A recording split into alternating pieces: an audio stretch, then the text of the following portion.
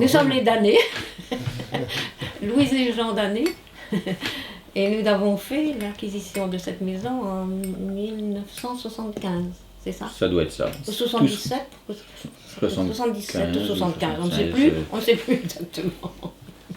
Les propriétaires de l'époque, les grands-parents de Maxime, hein, sont venus nous la proposer. Hein. À l'époque, moi j'étais instite à Gatmo, où j'ai connu Christiane, la mère de Maxime, et Maxime bien sûr. Il avait 2 mois quand il est arrivé, quand je l'ai vu dans le landau pour la première fois. Hein.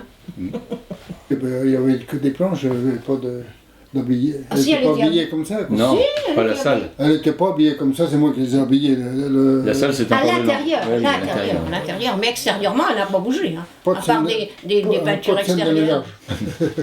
Elle était comme elle est là. On n'a fait aucune transformation en 45 ans. Non. On l'a habillé. Le premier boulot, c'était quand même de mettre une douche de l'autre côté. Non, mais il y avait juste un lavabo de l'autre côté. Oui, il y voilà, avait pas de... au point de vue confort. Voilà. Mais sinon, de structure, on n'a rien fait, on n'a rien changé. Accepter d'avoir un baraquement à l'époque, après la guerre, c'était bien parce que c'était quand même un luxe par rapport aux maisons que les gens pouvaient louer à l'époque. Hein. Ouais. Moi, mon père... Moi, ce qui a fait hésiter maman, c'était qu'on était bien logés par une famille de nos amis et on ne payait pas de loyer. Hein, jusqu'à ce que papa rentre de sa captivité, on n'a pas payé de loyer. Donc, on ne pouvait pas non plus quitter cette famille qui nous accueillait. Nous, on avait monté un pour mon père, un baraquement comme ça. Oui, il en avait démonté un à Vire. À Vire, il a monté. Oui, et remonté... sur le lieu de la carrière. Là, il n'y avait pas de permis de construire, ni tout ça, on pouvait faire. Ouais. On n'avait pas de problème pour. Ouais. Celle-là, on l'a pas. Ouais. Vos parents l'ont quitté. Il me semble quand on a fermé la carrière. 35 000 francs, il me semble. Comment? Oui, oui, on serait 35 000 francs anciens, bien sûr. Mais ils avaient mis presque une semaine à la C'était presque donné, quoi. Pour nous, c'était un château. On était bien là. Oh oui, on était bien. C'était notre petite. Oui. Oh oui. Je crois que ça nous a aidés dans nos carrières successives et nos carrières respectives. Tous les deux respectives. Ah, mais il faut que tu m'aides, Maxime, hein, parce que Louise commence à dérailler. Fortement. Heureusement, il connaît aussi bien que moi. Et. Je ne sais plus où j'en étais, voilà.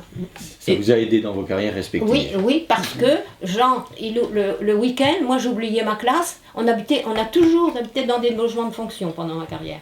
On venait là toutes les semaines. On arrivait le soir, on ouvrait la porte, on balançait les sacs et on allait sur la digue.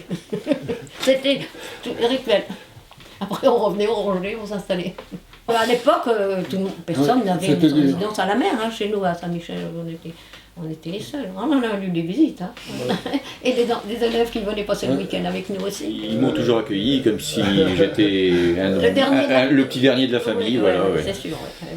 Et... On arrivait, un quart d'heure après, il était là. Ouais. Avec les filles, avec Eva bien sûr. Hein, et on en a fait des parties de badminton avec Jean, avec les filles, avec les petits-enfants, des courses à pied et de vélo autour de la baraque. La dernière course autour de la baraque, moi je suis tombée. Je voulais la faire avec les petits, avec les plus jeunes. Eh bien, Cathy m'avait dit, maman, arrête de tourner parce que le prochain tour, tu tombes. On n'en a pas raté. Je me suis allongée. Je n'avais plus d'équilibre, mais je voulais encore courir avec les enfants, avec les petits-enfants. Ben, Jean et Louise, quand ils m'ont appelé pour me dire qu'ils vendaient la Gerroise, je pense que j'étais un des premiers avertis en même temps que leur fille, quoi, pratiquement. Ça paraissait tellement immuable de les voir là tous les étés, tous les week-ends. C'est ça paraissait immuable depuis 45 ans que ça dure. Et de venir prendre un petit goûter quand j'étais plus petit, un petit apéro maintenant, mais le goûter ça fait longtemps qu'on ne le prend plus. On n'a pas de mauvais souvenirs ici. Non, même nos voisins. On avait un voisinage parfait, parfait. Et encore maintenant. Hein, ouais. Oui, il faut se remettre dans le contexte de l'époque, c'est-à-dire c'était un champ au départ, et là juste derrière il n'y avait plus rien, plus de civilisation, c'était des dunes.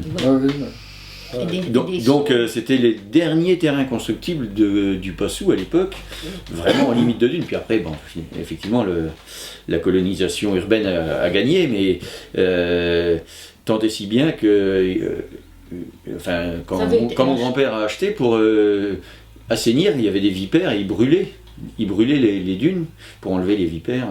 Ah oui.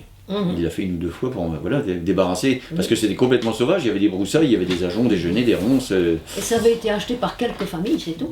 Oui, quelques familles. Alors après, ils ont fait des partages pour... Des parcelles, ils ont tracé des- un chemin au milieu, puis ils Mon ont fait grand-père, une voilà, il limitée. avait 3 enfants, il avait cette parcelle-là, plus ils en avaient tous une parcelle, Ouais, maman il y avait 4 là-bas au parcelles. bout, et puis ta tante, Et puis mon oncle qui avait la parcelle de M. Robin. hein, il avait.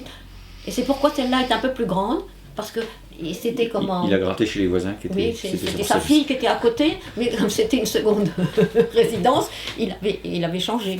Et quand on a vendu sur l'acte de vente, il y a une bande comme ça. Alors les futurs acheteurs nous ont dit, mais c'est pas un droit de passage.